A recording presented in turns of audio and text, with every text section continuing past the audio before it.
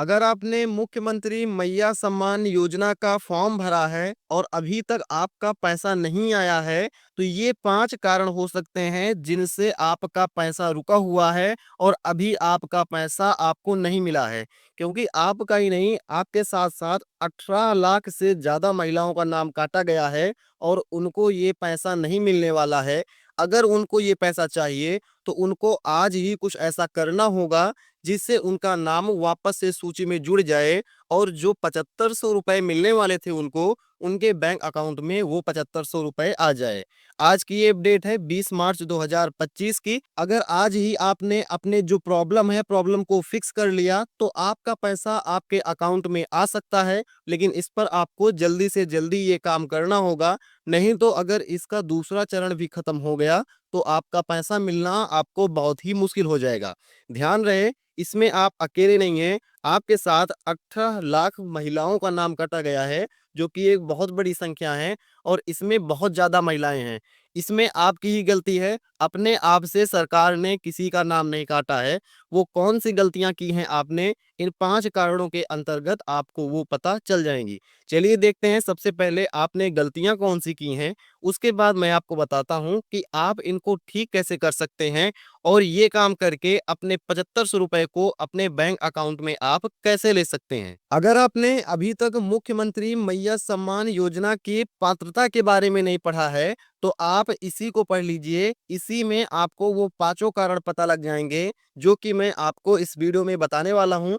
चलिए देखते हैं, मुख्यमंत्री मैया सम्मान योजना का लाभ पाने के लिए महिलाओं को कुछ पात्रता शर्तों को पूरा करना होगा।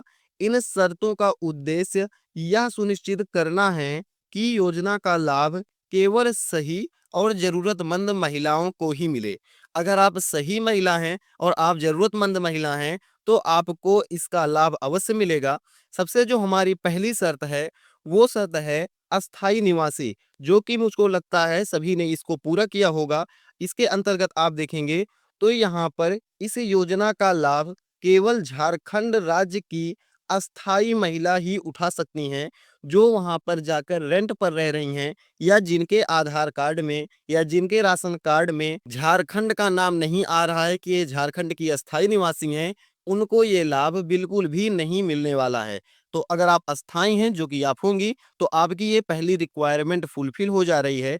इसके बाद जो हमारी दूसरी रिक्वायरमेंट है, ये है आयु सीमा। आयु सीमा में महिला की उम्र 21 वर्ष से कम और 50 वर्ष से अधिक नहीं होनी चाहिए।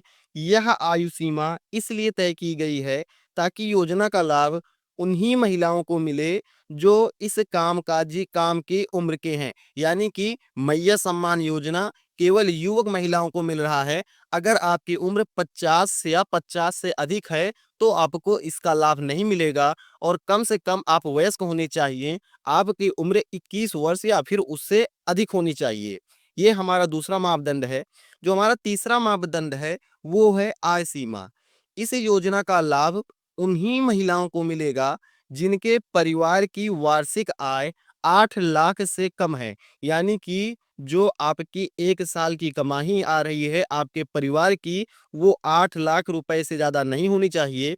अभी तक हमने यहाँ पर 3 चीज़ों को देखा और इन 3 चीज़ों को आप पूरा करते ही होंगे। चौथा हमारे लिए बहुत ही इम्पोर्टेंट है और इसमें कई सारी महिलाओं का नाम कटा है। इसको जानना आपके लिए बहुत ही ज़्यादा ज़रूरी है। ये नियम है राशन कार्ड से संबंधित। महिला के परिवार का नाम झारखंड राज्य अंत्योदय अन्न योजना में दर्ज होना चाहिए। अगर आपका नाम अंत्योदय अन्न योजना में दर्ज नहीं है, तो भी आपको इसका कोई भी लाभ नहीं मिलने वाला है। इसके अलावा इस योजना के तहत गुलाबी, पीला, सफेद और हरा राशन कार्ड धारक की महिलाएं ही आवेदन कर सकती हैं।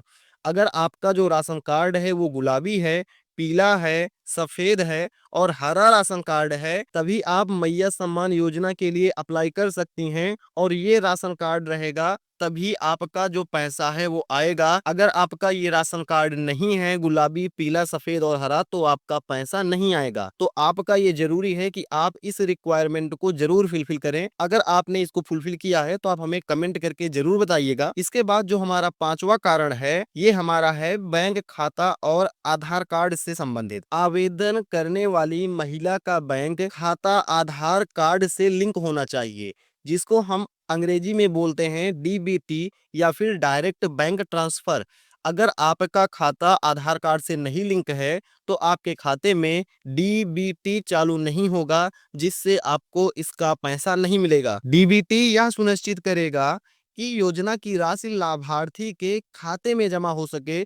अगर डीबीटी नहीं चालू है तो भी पैसा आपके बैंक में नहीं आएगा। अब अगर अभी आपको लगता है कि जो हमने इन पांचों चीजों को आपको बताया, आप इन पांचों रिक्वायरमेंट्स को फुलफिल कर रहे हैं, तो अगर आपने इन पांचों चीजों को फुलफिलमेंट किया है फिर भी आपका पैसा नहीं आया है, तो आपको सीधे इन 5 जगहों पर चले जाना है। ये जगहें हैं हमारी पंचायत सेवक ऑफिस, मुखिया जो कि आपके ग्राम प्रधान है उनके पास, आंगनवाड़ी सेविका जो हैं उनके पास भी आप जा सकते हैं, या फिर आप जाइएगा बीडीओ ऑफिस और सीईओ ऑफिस। इन 5 जगहों पर जाकर आपको इनसे एक पीडीएफ मांगनी है, जिसमें सभी का नाम काटा गया है।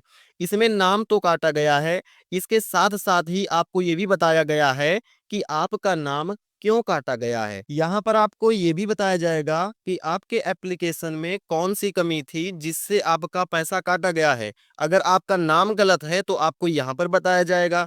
अगर आपके बैंक में डीबीटी नहीं है तो आपको यहाँ पर बताया जाएगा। अगर आपकी उम्र 50 साल से ज़्यादा है तो भी आपको यहाँ पर बताया जाएगा कि 50 साल या उससे ज़्यादा आपकी उम्र हो गई है। जो भी कारण है आपको इसी पीडीएफ के अंतर्गत पता चल जाएगी। ये पीडीएफ आपको इन्हीं 5 जगहों पर मिलेगी।